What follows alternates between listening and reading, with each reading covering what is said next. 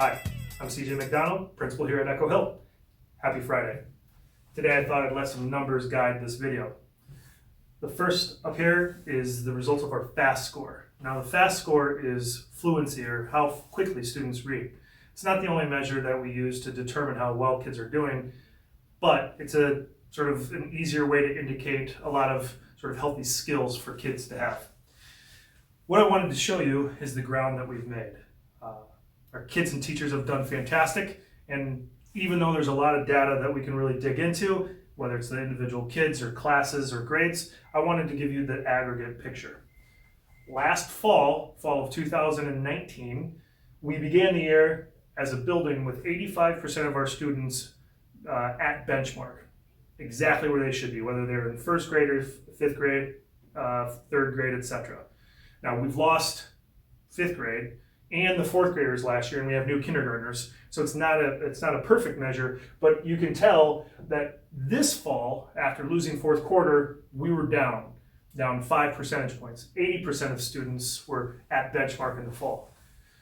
So what happens is we use that information and then we create groups and activities and day after day after day to try to catch up the kids that need it and extend the ones who need that as well.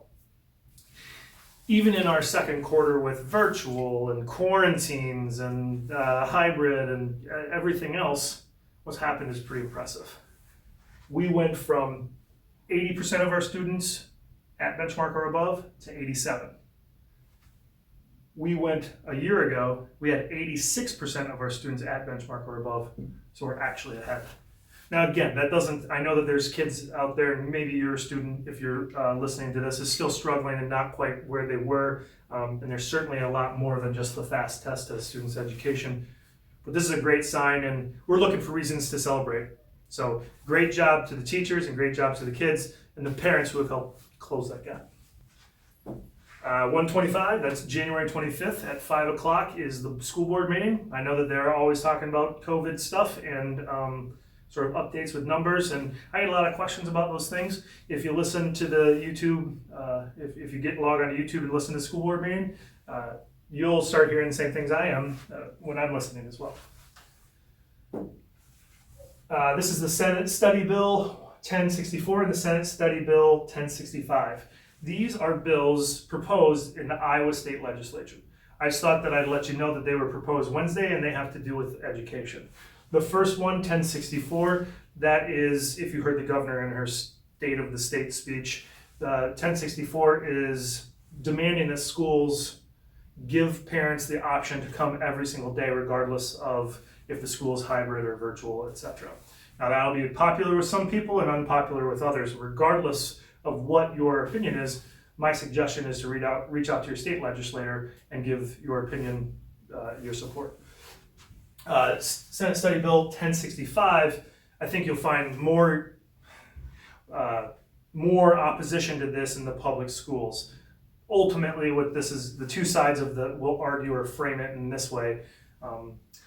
This will give students an ability to have I don't know if they call it in the bill, if they call it a scholarship or an educational savings fund. Ultimately, if you want to go to a private school, or if you're leaving your failing school, you can take that money to another school, and you would be able to pay tuition, or that money would go to the school that you choose. Public schools will say that is actually just taking money from the public school pool and giving it to private schools. Private schools and homeschool parents. So again, reach out to your state legislator. Look into that a little bit more. Don't just take all your information from me, and give them their opinion. The last one is 127. That is the last day that students that are online, the family option, the family choice option, can come back to Echo Hill for the third quarter.